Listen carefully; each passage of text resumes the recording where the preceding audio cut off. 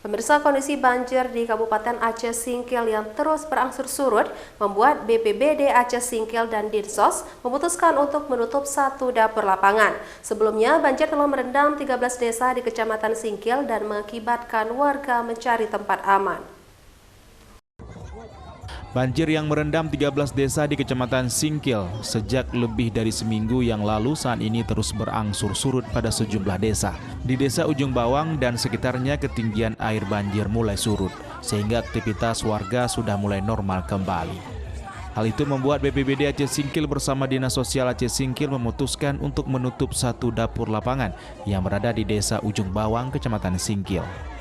Penutupan dapur lapangan Dinas Sosial itu dilakukan berdasarkan hasil rapat koordinasi antara BPBD, Dinas Sosial, dan instansi lain yang terlibat dalam penanganan dampak banjir.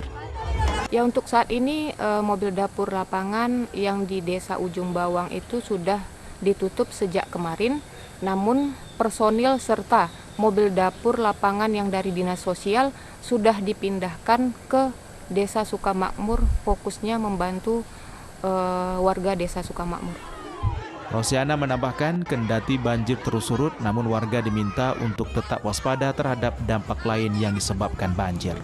Dari Kabupaten Aceh Singkil, Suparman Munte, iNews melaporkan.